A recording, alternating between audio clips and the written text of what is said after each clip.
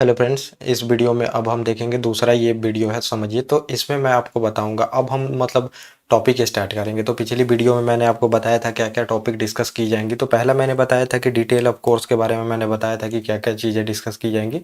तो वो आपको पिछले वीडियो में पता चला होगा। अब इसके बाद मैंने बताया था बेसिक कॉन्सेप्ट कुछ इकोनॉमी का है, वो मैं आपसे डिस्कस करूंगा क्योंकि थोड़ा बहुत इकोनॉमी हमें जाननी चाहिए, ज़्यादातर चीज़ें नहीं। अब डिमांड सप्लाई हम थोड़ा सा जानेंगे, इलास्टिक डिमांड भी होता है देखेंगे, लोचदार बेलोचदार मांग होता है, ये भी बहुत इफेक्ट करता है आप देखेंगे तो स्टॉक मार्केट में। तो ये भी हमें जानना होगा यहाँ पे। और उसके बाद हम बहुत सारी, उसके बाद हम जो फाइनेंशियल मार्केट है, तो फाइनेंशियल मार्केट के अंदर आपको देखने को मिलेगा ये मनी मार्केट और फिर कैपिटल मार्केट। अब वित्तीय जो समझिए हम चीज़ों को डिस्कस करेंगे तो उसमें आएगा ये जो समझिए मुद्रा बाजार, उसके बाद जो समझिए कि कैपिटल मार्केट, ये चीज़ें आएंगी। तो ये हम डिस्कस करेंगे। तो पहले हमें थोड़ा सा डिमांड सप्लाई थोड़ा जान लेना चाहिए। तो ये ज़्यादातर चीज़ें ये नहीं आएंगी, बहुत कम ही मैं इसमें डिस्कस करूँगा डिमांड सप्लाई के बारे में। ज़्यादा डिमांड सप्लाई हमें जानने की ज़रूरत नहीं है। तो पहला हम देख लेंगे थोड़ा सा जो मांग होता है, ये इसके बारे में हमें जानना चाहिए।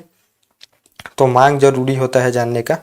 तो अब देखेंगे तो आप समझिए कि इकोनॉमी में पूरी तरह से, इकोनॉमी चाहे धरती पे जो भी चीज़ें हैं तो डिमांड सप्लाई पे चलती हैं। डिमांड किसी भी चीज़ की डिमांड होगी तो उसकी सप्लाई बढ़ाई जाती है। फिर देखेंगे कि, तो ये इसी के तहत देखेंगे इकोनॉमी में ये सबसे माइक्रो इकोनॉमी, और फिर देखेंगे मैक्रो इकोनॉमी और माइक्रो इकोनॉमी, दोनों चीज़ें पढ़ाई जाती हैं। तो आपको ये चीज़ें थोड़ी बहुत जाननी होती है समझिए, ज़्यादातर चीज़ें नहीं जाननी होती है। तो इसमें हम पहले देख लेंगे थोड़ा सा मांग के बारे में। तो जो ये समझिए मांग होता है, इसके बारे में हम ज़्यादातर चीज़ें तो नहीं देखेंगे। तो डिमांड के बारे में हम थोड़ा सा ही देखेंगे। तो डिमांड क्या होती है, आपको सिंपल चीज़ें समझनी पड़ेंगी। आप किसी भी समझिए कि मार्केट में जाते हैं तो आपको डिमांड, जैसे कि आप समझिए फल मार्केट में गए, वहाँ पे आपको केले की ज़रूरत है, फिर आप देखेंगे सेब की ज़रूरत है, कोई भी चीज़ों की डिमांड होती है।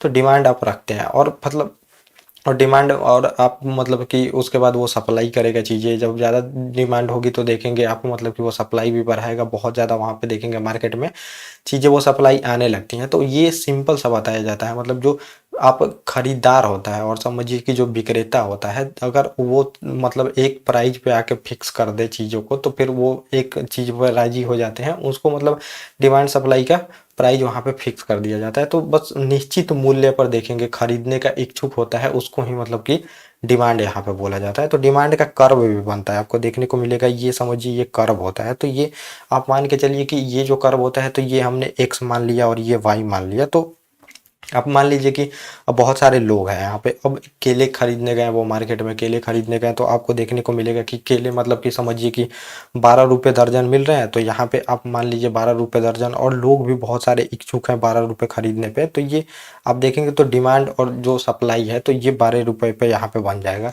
ये कर्व यहाँ पे जो मार्केट का प्राइस है ये फिक्स हो जाएगा। और मार्केट का प्राइस कैसे पता चलता है आप देखेंगे, क्योंकि एक लोगों के पास पूछेंगे, अभी वो समझिए कि जो ग्राहक है वो एक लोगों से जाके पूछेगा वहाँ पे कि कैसे है केला दर्जन, तो फिर वो बताएगा 12 रुपये। फिर वो अगले यहाँ पे जाएगा, फिर वो पूछेगा, तो वो मान लीजिए 20 रुपये बता देता है। तो वहाँ से लोग नहीं खरीदेंगे, फिर 12 रुपये वाले के पास ही लोग जाएंगे। तो ये फिर वहाँ पे प्राइस देखेंगे मार्केट में, धीरे धीरे ये फिक्स हो जाती है चीज़ें।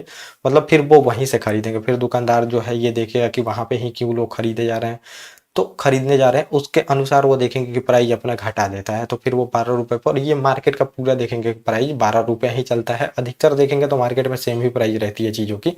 तो ये रहता है।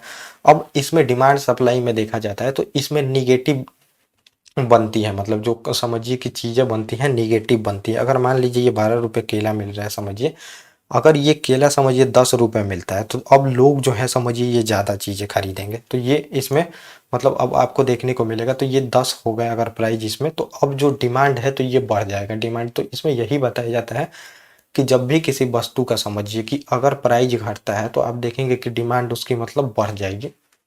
तो डिमांड में यही चीज़ें देखी जाती हैं। और एक दूसरा होता है सप्लाई, वो मैं अलग बताऊंगा। तो इसमें निगेटिव होता है। अब वस्तु का प्राइस देखेंगे जब कि घटा, तो डिमांड बढ़ा। यहाँ पे ये चीज़ें इसमें देखी जाती हैं। और डिमांड कि सप्लाई में आपको देखने को मिलेगा। तो ये तो चीज़ें हैं ही समझिए डिमांड सप्लाई में। अब किसी भी, अब इसमें हमें ज़्यादातर चीज़ें नहीं देखनी। अब इसमें हमें देखना है किसी भी चीज़ का मूल्य जब भी बढ़ता है तो समझिए कि उसका जो डिमांड होता है वो घट जाएगा। तो डिमांड घट जाएगा। आपको एक चीज़ यही ध्यान में रखनी है, तो वैसे स्टॉक मार्केट में ये कॉन्सेप्ट हम लगा के देखते हैं, तो कोई भी स्टॉक का जब भी डिमांड बढ़ता है तो उसका आपको देखने को मिलेगा प्राइस बढ़ता है। तो ये कॉन्सेप्ट वहाँ पे मांग का कॉन्सेप्ट लगता है, समझिए। ये मांग का नहीं मैंने बोला है, सप्लाई का कॉन्सेप्ट लगता है। तो सप्लाई भी अभी मैं थोड़ी देर में बताऊंगा। और किसी भी, समझिए कि आय जब भी बढ़ेगी, किसी व्यक्ति की आय बढ़ेगी तो यहाँ पे होता है कि मांग बढ़ जाता है आय से, क्योंकि आपके पास जैसे इनकम जनरेट होगी, आप मान लीजिए कि पहले 20,000 कमाते थे, अब 30,000 रुपये कमाने लगे, तो अब जो है ये समझिए आप डिमांड ज़्यादातर चीज़ें करेंगे, मतलब आपको अब ज़्यादा फैसिलिटी वाली चीज़ें चाहिए, ज़्यादातर वस्तुएं चाहिए। तो ये दो चीज़ें देखी जाती है जब भी किसी मतलब कि मार्केट में प्राइस आता है, जब भी मार्केट में पैसा आता है तो फिर देखेंगे डिमांड बढ़ जाता है। तो ये हम शेयर मार्केट में भी लगाते हैं। और जैसे जैसे लोगों की सैलरी इंक्रीमेंट होते जाएगी, तो सैलरी इंक्रीमेंट हो जाएगी तो वो बहुत सारी चीज़ों में खर्च करेंगे, फिर वो इन्वेस्टमेंट भी करेंगे। तो यहाँ पे इन्वेस्टमेंट बढ़ जाएगा, तो यहाँ पे ये एक फायदा है, होता है, समझिए कि जैसे इन्वेस्टमेंट बढ़ेगा तो वहाँ पे शेयर के प्राइस बढ़ेंगे।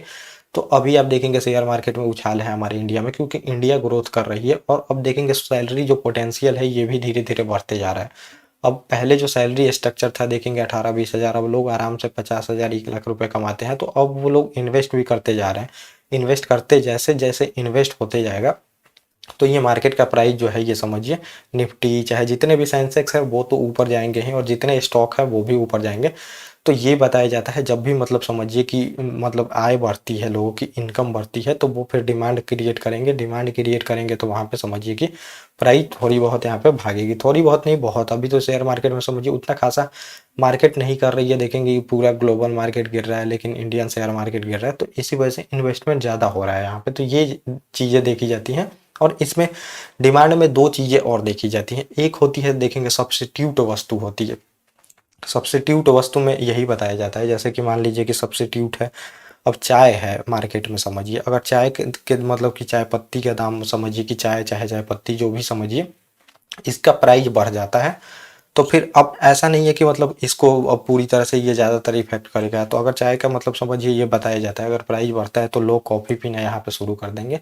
तो समझिए कॉफ़ी, तो ये सब्स्टिट्यूट वस्तु होती है। तो ये इसमें मार्केट में ये भी देखा जाता है सब्स्टिट्यूट वस्तु की। अगर मान लीजिए कोई, अगर आप समझिए कि किसी चीज़ में इन्वेस्ट कर रहे हैं, तो अब जैसे बैंक है तो बैंक का भी देखेंगे तो बहुत सारा सब्स्टिट्यूट बनते जा रहा है, मतलब बैंक में होता है। तो सब्स्टिट्यूट यहाँ पे मतलब ऐसा बोला जाता है बहुत कम है बैंक के, तो बैंक के कम है तो यहाँ पे आपको प्रॉफिट भी ज़्यादा मिलेगी। जैसे कि आप मान लीजिए कि एक कार है, तो कार है तो बिना पेट्रोल के नहीं चल सकती। तो ये शेयर मार्केट में भी देखा जाता है, ऐसी कंपनियों को ढूंढा जाता है जो कि मार्केट में अगर नहीं रहेंगी तो मार्केट नहीं चलेगा, मतलब कि लोगों की ज़रूरत पूरा नहीं हो सकती है वहाँ पे, समझिए। तो ये देखा जाता है कि सब्स्टिट्यूट वस्तु जैसे चाय मान लीजिए कि है, तो लोग अगर चाय का प्राइस बहुत ज़्यादा बढ़ जाता है तो कॉफ़ी पीना शुरू कर देंगे। लेकिन अगर कार मार्केट में बहुत ज़्यादा है यहाँ पे, तो अगर प्राइस बढ़ती भी है तो हमें चलानी है। ये भी अभी मैं थोड़ी देर में बताऊंगा।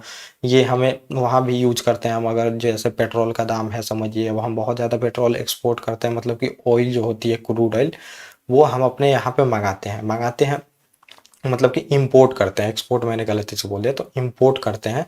तो अब ये क्या है, हमें ज़रूरत पड़ेगी ही पड़ेगी, हमें ख़रीदना ही ख़रीदना है, क्योंकि हमारे पास अब ऑयल जो है समझिए एनर्जी के लिए चाहिए। इसका कोई हमारे पास अभी सब्स्टिट्यूट नहीं है। सब्स्टिट्यूट नहीं है तो प्राइस बढ़े भी देखेंगे, मतलब कि जो समझिए फॉरेन मार्केट होती हैं, जितने भी गल्फ कंट्री है उसमें प्राइस बढ़ती है, फिर भी हमें लेना ही पड़ता है।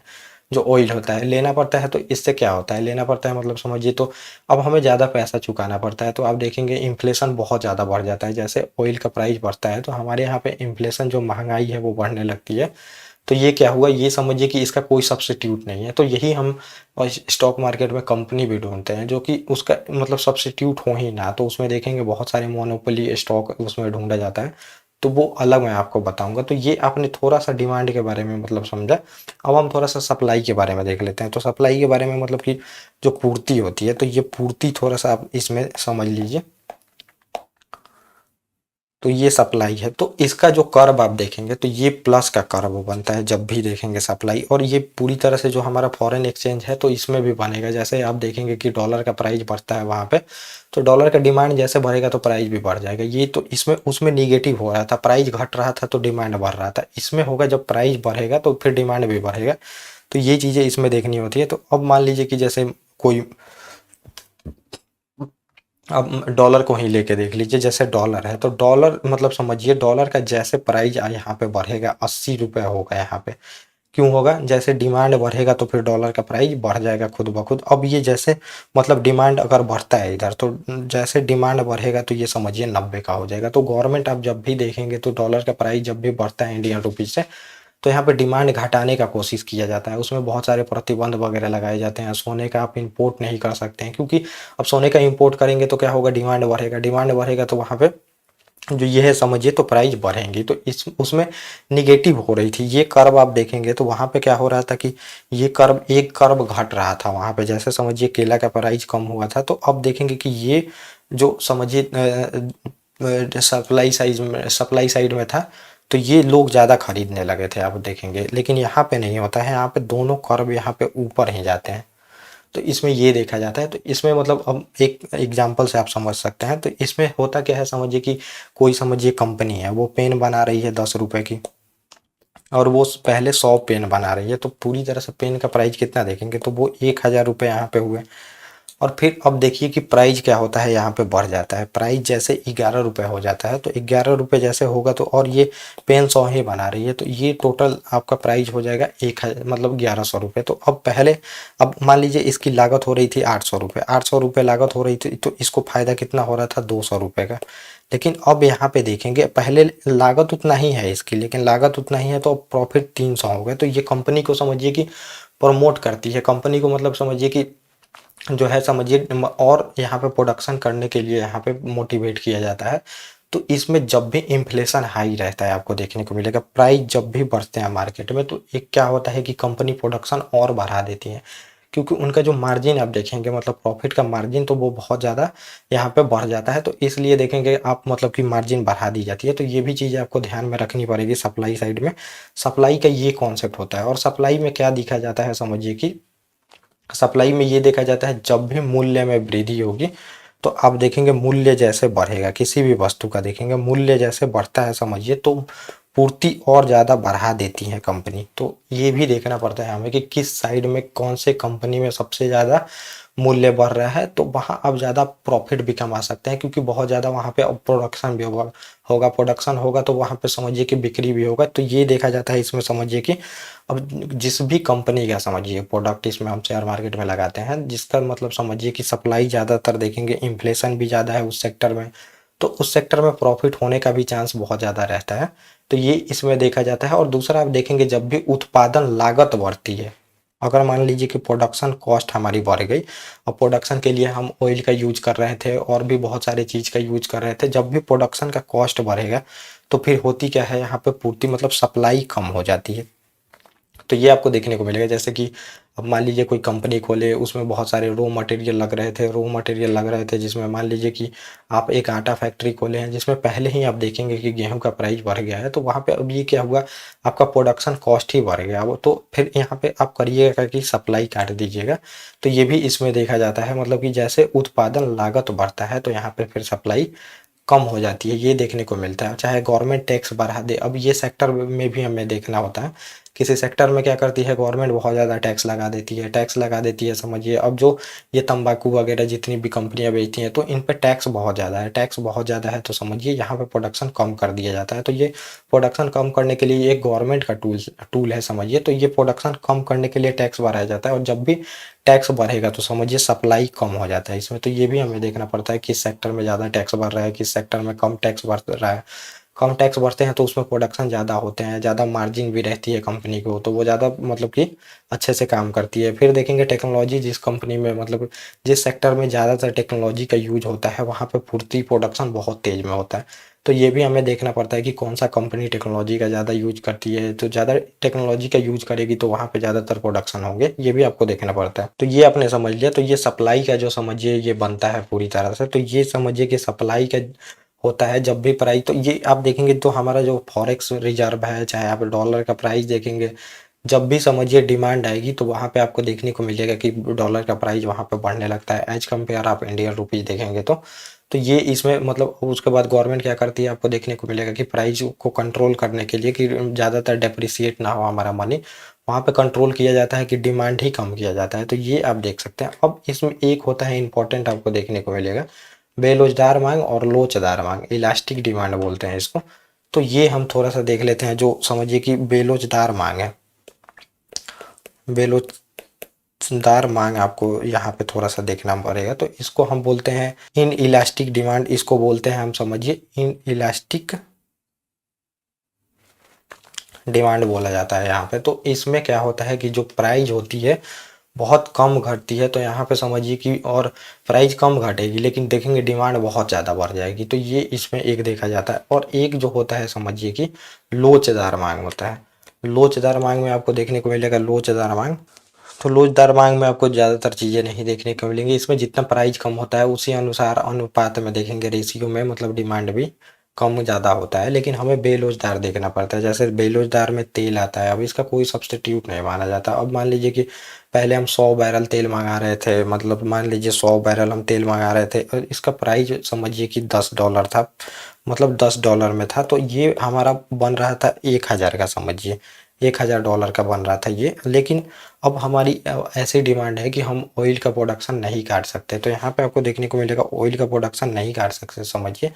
तो अब प्राइस यहाँ पे मान लीजिए बढ़ के $20 हो जाती है। अब इंडिया मतलब कि पूरी तरह से फॉरेन मार्केट में $20 हो जाती है। लेकिन अब ये अगर आप देखेंगे इतना ही मंगाते हैं आप समझिए, तो ये पूरी तरह से प्राइस आपको देखने को मिलेगा। तो ये $200 मतलब $2000 हो जाएगा। तो ये प्राइस पूरी तरह से देखेंगे इफेक्ट करता है मार्केट को। तो ये भी चीज़ें देखनी पड़ती है हमें कि कोई वस्तु का समझिए बहुत नीड है ही है, तो उसमें हम ज़्यादातर देखेंगे कि मार्केट में चीज़ें लगाते हैं। तो वो ये सब फंडामेंटल एनालिसिस में चीज़ों का यूज किया जाता है। तो अब हम ज़्यादातर ऑयल का प्रोडक्शन नहीं काट सकते। हम मुश्किल से काटेंगे तो 90 यहाँ पे बैरल कर सकते हैं काट के, लेकिन ज़्यादातर बैरल नहीं काट सकते क्योंकि ये हमारी नीड की है, हमें ज़रूरत है ही है। तो हम स्टॉक मार्केट में बहुत सारी कंपनियों को देखते हैं कि उसका प्रोडक्शन हमेशा चलेगा ही चलेगा। एफएमसीजी प्रोडक्ट होते हैं समझिए, जिसमें कि मतलब खाने पीने की वस्तुएं आती हैं, अब उसका कम किया ही नहीं जा सकता है। नेस्ले हो गए, इन सब ये कंपनियां बहुत दिनों से चलते आ रही हैं। आप देखेंगे एमआरएफ हो गए, ये सब बहुत सारे नाम बना के जो कंपनी बैठे हैं, तो उनका भी हमें देखना होता है। तो ये ज़्यादातर इसमें डिमांड सप्लाई में नहीं होता है, यही डिमांड सप्लाई देखेंगे। तो मांग जो जो डिमांड होता है समझिए, डिमांड होता है वो आप देखेंगे कि निगेटिव कॉन्सेप्ट रखता है, और सप्लाई में आप देखेंगे पॉजिटिव कॉन्सेप्ट रहता है। जब बढ़ेगा तो दोनों बढ़ेगा, और मांग और सप्लाई में आप देखेंगे तो एक बढ़ेगा तो दूसरा घटेगा। बस यही ज़्यादातर इसमें चीज़ें नहीं देखनी होती है और ये होता है। तो अब हम थोड़ा सा यहाँ पे अब देखेंगे फाइनेंशियल मार्केट के बारे में। तो फाइनेंशियल मार्केट होता क्या है? मार्केट मतलब सिंपली आप समझ लीजिए, मार्केट मतलब क्या होता है। जैसे मार्केट गए तो आप कोई प्रोडक्ट खरीदते हैं बेचते हैं, तो इसमें फाइनेंशियल मार्केट वित्तीय बाजार होता है। वित्त वाली जो चीज़ें होती हैं समझिए, तो इससे रिलेटेड, पैसा से रिलेटेड काम अब इसमें होता है। अब पैसा लॉन्ग टर्म भी हो सकता है, शॉर्ट टर्म भी हो सकता है। फिर आप देखेंगे लॉन्ग टर्म के लिए, अब इसमें आपको लॉन्ग टर्म तो उसका पीरियड भी बांटना पड़ेगा समझिए। तो जो अब मेनली इसमें मान के चला जाता है समझिए, जो लॉन्ग टर्म के लिए पैसा चाहिए कंपनी को, अब इसका ज़रूरत के ऊपर है समझिए हमें। तो कोई भी कंपनी समझिए, अब मान लीजिए कि मैं कोई कंपनी शुरू करना चाहता हूँ, मेरे पास बहुत सारा आइडिया है समझिए। तो मैं कोई कंपनी शुरू करना चाहता हूँ लेकिन मेरे पास पैसे नहीं है। अब इसमें आइडिया तो बहुत सारे लोगों के पास होते हैं, 4-5 लोग मिलके आइडिया बनाए लेकिन उसके पास पैसे नहीं है। तो अब वो आएंगे मतलब समझिए फाइनेंशियल मार्केट में, या तो वो समझिए कि बॉन्ड इशू करा के समझिए, बॉन्ड मतलब वो शॉर्ट टर्म लोन ले सकते हैं, या फिर वो बोल सकते हैं कि नहीं मुझे लॉन्ग टर्म लोन चाहिए। लॉन्ग टर्म चाहिए तो वो फिर समझिए कैपिटल मार्केट में चले जाते हैं, और जिसको शॉर्ट टर्म चाहिए वो समझिए कि इसमें आ जाते हैं मनी मार्केट में। तो फाइनेंशियल मार्केट में यही आप समझिए, मनी मार्केट मतलब जो शॉर्ट टर्म होता है 1 साल से लेके हम कम टाइम तक को इसमें मानते हैं, और जो लॉन्ग टर्म हो जाता है 1 साल से ऊपर तो उसको कैपिटल मार्केट में हम लेके चलते हैं। तो कैपिटल मार्केट में इक्विटी का ज़्यादा काम किया जाता है, अब शेयर जारी किया जाता है। और जो मनी मार्केट होता है समझिए, उसमें क्या किया जाता है, ज़्यादातर चीज़ें उसमें बॉन्ड जारी की जाती हैं। तो ये भी आपको देखने को मिलेगा। तो ये आप समझिए बिल्कुल जो मतलब सिंपल सा समझिए, ये मार्केट है जिसमें पैसे का लेन देन किया जाता है। पैसे का लेन देन कैसे किया जाता है, तो वो कंपनियां करती हैं जिसको कंपनी खोलनी है, चाहे जो पहले से कंपनी खोल के बैठा है उसको पैसे की ज़रूरत है, तो वो सब लोग आते हैं इस फाइनेंशियल मार्केट में वो पैसे को लेने के लिए। अब आप समझिए कि पैसा चाहते हैं कि आप उनको देना, तो आप उनसे कुछ प्रॉफिट भी लेना चाहेंगे। जैसे बैंक आपको पैसा देती है तो इंटरेस्ट लेती है, तो वैसे ही चीज़ें हैं उसमें, यही बैंक का काम है। मतलब समझिए शॉर्ट टर्म में अब कोई कंपनी जाती है तो वो बैंक ही देती है वहाँ पे लोन, तो फिर एक उनमें एग्रीमेंट होता है, एग्रीमेंट के तहत ही काम होती है। अब ये समझिए कि अगर शॉर्ट टर्म होगा तो मतलब इसको मनी मार्केट में हम देखते हैं और लॉन्ग टर्म होगा तो इसको कैपिटल मार्केट में देखते हैं, तो यही होता है। अब इसमें डीएफआई आती है, एनबीएफसी आप देखेंगे आएंगी, प्रतिभूति जो सिक्योरिटी बोलते हैं वो आएगी, उसमें शेयर आएगा, बॉन्ड आएगा, आप चीज़ें देखेंगे, मतलब जो संस्थान है जहाँ पे काम होती है तो इसी में स्टॉक एक्सचेंज बोलते हैं जहाँ पे ये सारी चीज़ें काम होती है। तो ये सब तो काफ़ी डिटेल में मैं आपको बताऊंगा, तो वो चीज़ें आती हैं। फिर आपको देखने को मिलेगा अब नियामक इनको रेगुलेट करने के लिए, तो मनी मार्केट को मेनली आप देखेंगे तो आरबीआई रेगुलेट करता है। फिर आप देखेंगे कि जो समझिए कैपिटल मार्केट है तो उसको सेबी रेगुलेट करता है, security exchange board of India जो है समझिए सेबी इसको रेगुलेट करता है इसमें, तो ये हमें देखना होता है। तो ये अभी मैं तो आपको बहुत अच्छे से ही बताऊंगा। अब इसमें जो मनी मार्केट है तो इसमें बहुत सारी चीज़ आती हैं, फिर कैपिटल मार्केट में देखेंगे बहुत सारी चीज़ आती है। तो ये अब इसके तहत मैं आपको बहुत सारी चीज़ें बताऊंगा, ऐसा नहीं है कि स्टॉक एक्सचेंज, उसमें एक एक चीज़ें मैं आईपीओ से लेके सभी चीज़ें सीबी सीपी, पहले हम मनी मार्केट देखेंगे, पहले हम कुछ और भी जो बेसिक टर्म है वो भी देखेंगे, जो शेयर क्या होता है, बॉन्ड क्या होता है, और बॉन्ड में देखेंगे तो ये भी, तो ये इसके बाद आएंगे। पहले अभी हम देख लेंगे कि ये कैपिटल मार्केट जो समझिए क्या है और मनी मार्केट क्या है। तो ये फाइनेंशियल मार्केट के अंदर आती है। फाइनेंशियल मार्केट आपने सिंपल समझ लिया कि इसके अंदर में जो है समझिए फाइनेंस से रिलेटेड काम की जाती है, मतलब कि पैसे से रिलेटेड काम की जाती है। अब पैसा लॉन्ग टर्म में भी आ सकता है, शॉर्ट टर्म में भी आ सकता है। अब जैसे आप मान लीजिए कि फूड मार्केट में जाते हैं तो वहाँ पे फूड मिलता है समझिए, आप समझिए कि इलेक्ट्रॉनिक मार्केट में जाते हैं तो वहाँ पे इलेक्ट्रॉनिक की बहुत सारी चीज़ें मिलती हैं, टीवी फ्रिज जो भी चीज़ें होती हैं। तो अब जब आप फाइनेंशियल मार्केट में आएंगे तो यहाँ पे बॉन्ड शेयर आपको मिलेंगी, शॉर्ट टर्म मिलेंगी, लॉन्ग टर्म मिलेंगी, तो ये सब चीज़ें इसमें आती हैं। जैसे आप फूड मार्केट में भी जाएंगे तो बहुत तरह के फूड मिलेंगे जो कि आप लॉन्ग टर्म भी चला सकते हैं। फूड तो लॉन्ग टर्म ज़्यादा नहीं, मतलब 2-3 दिन उनके लिए लॉन्ग टर्म होगा, और कुछ शॉर्ट टर्म होते हैं। जैसे आप मतलब इलेक्ट्रॉनिक मार्केट में जाते हैं, ऑटोमोबाइल सेक्टर आप देखेंगे, गाड़ियों के मार्केट में जाते हैं तो वहाँ पे क्या गाड़ी से रिलेटेड आपको तरह तरह की गाड़ियाँ दिखाई जाती हैं, बहुत सारी चीज़ें दिखाई जाती हैं। तो वो एक मार्केट है जहाँ पे आप चीज़ें जाके देख सकते हैं, तो ये फाइनेंशियल मार्केट है। तो फाइनेंशियल मार्केट में भी बहुत सारे टूल्स होंगे, बहुत सारी चीज़ें बिकेंगी, बहुत सारी चीज़ें आप खरीद सकते हैं। आप अपना और जाके ओल्ड मार्केट में देखेंगे कार बेच सकते हैं, घर बेच सकते हैं, तो घर का मार्केट है। वैसे ही यहाँ पे आप अपना चीज़ें बेच सकते हैं, आपके पास बॉन्ड है बेच सकते हैं, आपके पास पैसा है खरीद सकते हैं, आपके पास शेयर है समझिए किसी कंपनी का तो आप बेच सकते हैं, नहीं है तो आप पैसा ले जाके खरीद सकते हैं। तो ये फाइनेंशियल मार्केट है और फाइनेंस से रिलेटेड यहाँ पे काम होती है। तो यही बेसिक डेफिनेशन है समझिए, ज़्यादातर डेफिनेशन है नहीं यहाँ पे। तो अब हम चलते हैं मतलब फटाफट इसमें देख लेते हैं मनी मार्केट और कैपिटल मार्केट में मेनली क्या अंतर है। तो ये मैंने तो यहाँ पे लिख दिया, लेकिन मैं आपको हिंदी में समझा दूंगा। ज़्यादातर चीज़ें इसमें बहुत सारी चीज़ें हैं, तो इसमें सिंपल आप समझ के चलिए। मनी मार्केट जो होती है, मनी मार्केट होती है तो इसमें बस हम टाइम पीरियड का ही लेकर डिपेंड, मतलब कि जो है तो ये समझिए अंतर समझ सकते हैं। तो इसमें लेस देन 1 ईयर मतलब रखा जाता है। अब 1 ईयर से ज़्यादा भी हो सकती है, ऐसा नहीं है कि नहीं हो सकता है, लेकिन हम मान के चलते हैं कि 1 साल से कम का जो होता है तो उसको हम मनी मार्केट में लेते हैं। तो आपको अगर मान लीजिए किसी कंपनी को पैसे की ज़रूरत है तो वो जाके किसी बैंक से लेती है समझिए 1 साल का, तो वहाँ पे क्या होगा कि अब इसमें ये भी बताऊंगा कौन कौन सा टूल्स है पैसा लेने का, कमर्शियल पेपर, कमर्शियल बिल, तो मतलब बहुत सारी चीज़ें हैं वो मैं आपको बताऊंगा। प्राइवेट के लिए अगर सरकार चाहती है 1 साल के लिए किसी से पैसा लेना तो उसके लिए भी है, ट्रेजरी बिल आप देखेंगे।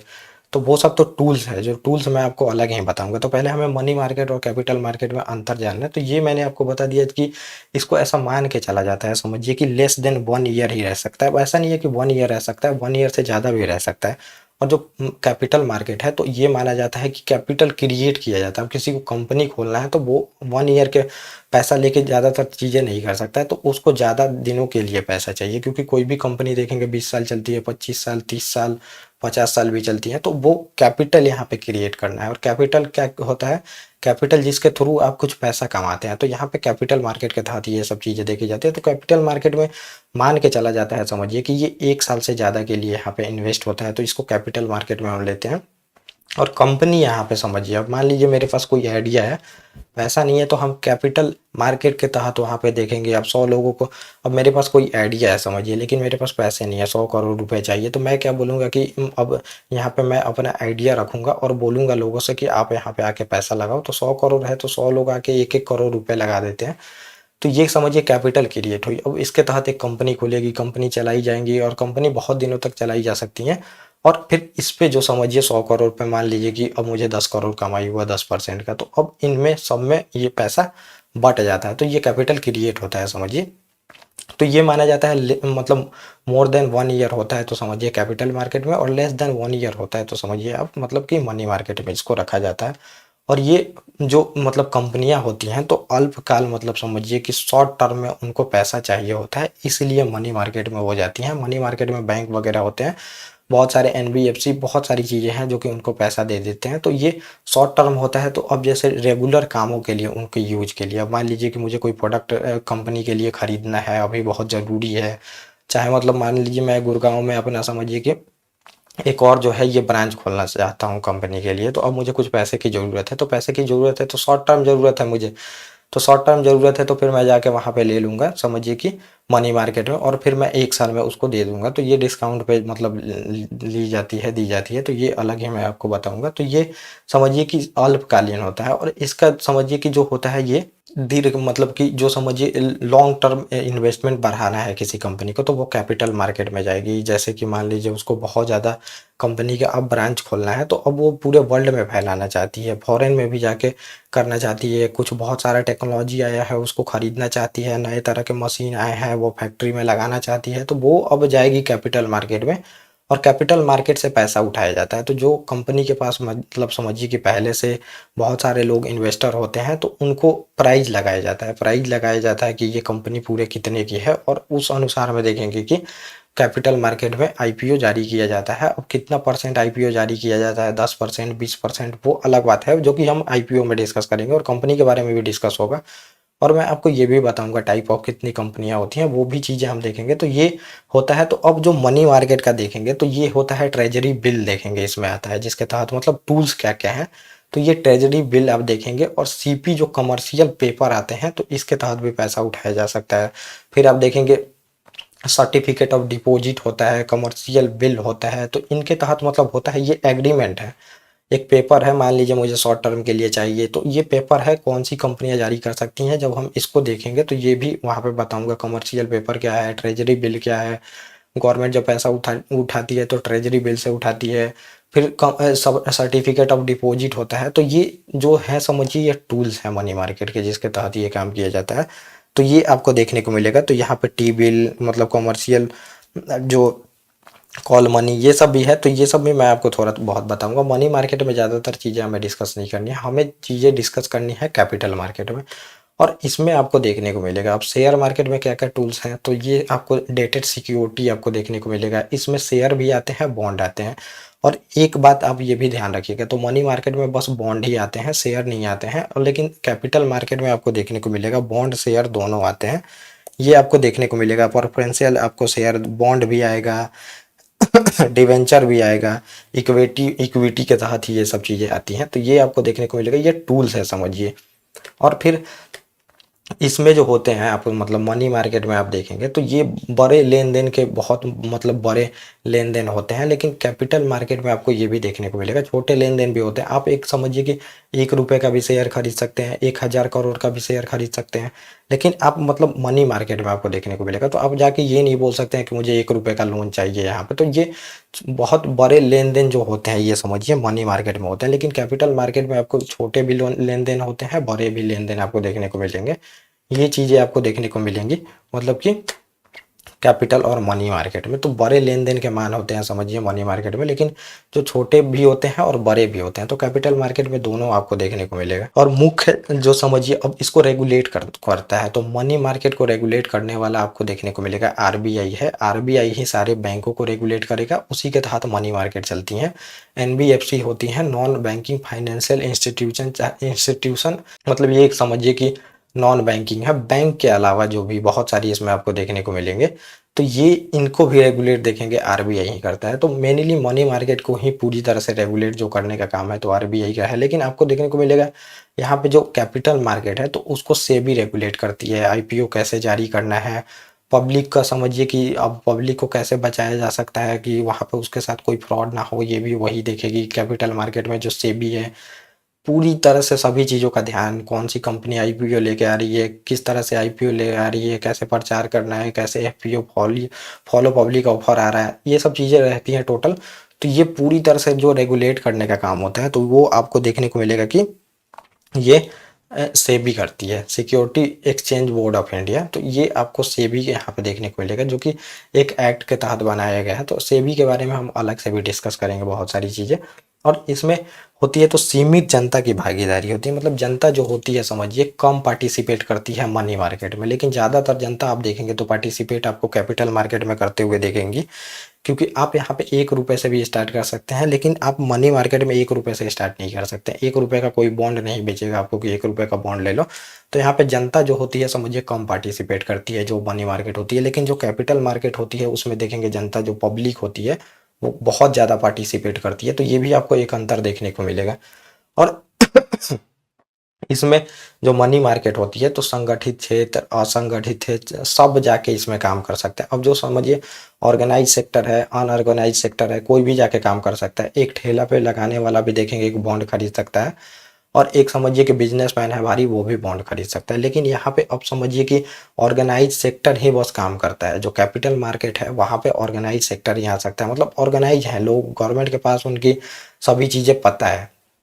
अब एक ठेले चलाने वाले के पास देखेंगे कि सभी चीज़ें पता नहीं होंगी गवर्नमेंट को, लेकिन आप अगर शेयर मार्केट में जाके इन्वेस्ट करते हैं तो वो गवर्नमेंट को पता चलेगा कि ये इस आदमी का डीमेट अकाउंट है, ये यहाँ पे इन्वेस्ट कर रहा है। तो इसमें जो पब्लिक पार्टिसिपेंट होता है मतलब उसका पता होता है सभी। और ये मतलब बस सीमित जो है ये संगठित क्षेत्र तक ही, ऑर्गेनाइज सेक्टर तक ही देखेंगे कैपिटल मार्केट में। अनऑर्गेनाइज जो सेक्टर से लोग होते हैं इसमें पार्टिसिपेट नहीं कर सकते हैं। तो ये आपको मतलब कुछ अंतर देखने को मिलेगा जो मैंने आपको बताया। और फिर आपको ये देखने को मिलेगा मतलब कोई भी अगर देश के डेवलपमेंट की अगर बात करें, अगर देश को डेवलप करना है तो उसके लिए कैपिटल मार्केट बहुत ज़रूरी होता है। तो कैपिटल मार्केट का ग्रोथ अभी हमारे देश में ज़्यादा हुआ नहीं है, 3-4% लोग ही देखेंगे कि शेयर मार्केट में इन्वेस्ट करते हैं।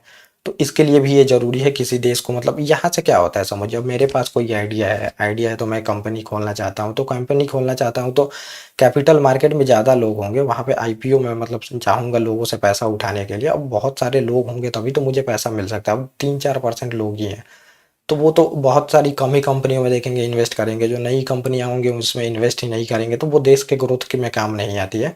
तो किसी भी देश का देखेंगे ग्रोथ के लिए कैपिटल मार्केट में समझिए लोगों का जुड़ना बहुत ज़रूरी होता है, जो कि हमारे देश में नहीं है। 3-4% लोग ही अभी जुड़े हैं, जो कि देखेंगे अमेरिका जैसे देश में 50% से ज़्यादा लोग कैपिटल मार्केट से जुड़े हैं। तो ये बहुत इंपॉर्टेंट हो जाता है कि सारे जो पब्लिक है वो कैपिटल मार्केट से जुड़े। तो ये आपको देखने को मिला, कैपिटल मार्केट बहुत ज़्यादा बूस्ट देता है इकोनॉमी को। इसीलिए देखेंगे अभी इसको लेके जागरूकता भी फैलाई जाती है, सेबी को लाई जाएगी, मतलब लाई गई है। तो पहले अब पार्टिसिपेट नहीं करने का भी कारण था क्योंकि ये इसमें बहुत सारे स्कैम हो चुके हैं। 1991 स्कैम हुआ, हर्षद मेहता का, बहुत सारे स्कैम हो चुके हैं। इस वजह से भी देखेंगे कैपिटल मार्केट में लोग नहीं आते हैं। उसी के लिए सेबी बनाया गया, सेबी को बनाया गया ताकि पब्लिक का ट्रस्ट जनरेट किया जा सके। जब तक ट्रस्ट नहीं होगा समझिए यहाँ पे पब्लिक का, तब तक इस कैपिटल मार्केट में लोग नहीं आते हैं। और ट्रस्ट होगा तो कैपिटल मार्केट में लोग आते हैं और यहाँ से कैपिटल मिलती है और यहाँ से कंपनियां क्रिएट करती हैं, जिससे रोजगार भी देखेंगे। जो अनएम्प्लॉयमेंट की बहुत ज़्यादा प्रॉब्लम है और अभी एम्प्लॉयमेंट देखेंगे बहुत ज़्यादा तेज में जनरेट हो रही है। तो ये इसी वजह से हो रही है क्योंकि कैपिटल मार्केट में अब जो डीमैट अकाउंट है लोग भी जुड़ रहे हैं, यहाँ से पैसा मिल रहा है तो कंपनियां बहुत सारी खुल रही हैं, तो एम्प्लॉयमेंट भी जनरेट हो रहा है और लोग इन्वेस्ट भी कर रहे हैं। तो कैपिटल मार्केट का ग्रोथ होना बहुत ज़रूरी होता है किसी भी देश में अगर ग्रोथ करना है। तो ये मतलब था कैपिटल मार्केट, और जो मैंने आपको मतलब समझिए मनी मार्केट में अंतर बताया। इसके बाद हम देखेंगे मतलब शेयर, बॉन्ड, ये सब में अंतर जो है ये समझिए मैं आपको बताऊंगा। सामान्य इक्विटी क्या होती है, उसके बाद प्रेफरेंशियल शेयर क्या होती है, सीबी, और फिर देखेंगे CP, CB, CD, certificate of deposit होता है समझिए, डिवेंचर क्या होता है, कन्वर्टेबल डिवेंचर क्या होता है, और फिर ट्रेजरी बिल के बारे में ये सब थोड़ा सा बता दूंगा। उसके बाद हम देखेंगे कंपनियां कितनी प्रकार की होती है, कंपनियां, ये सब कुछ बेसिक टर्म है जो कि हम कुछ लेक्चर में जान लेंगे। उसके बाद और भी चीज़ें हम जानते धीरे धीरे, कैपिटल मार्केट भी जानते चलेंगे, स्टॉक एक्सचेंज, और फिर सब एक एक चीज़ें मैं आपको बताऊंगा। ओके गाइस, थैंक यू, ये पूरा लेक्चर था। इसके बाद हम मिलेंगे अपने सेकेंड टॉपिक।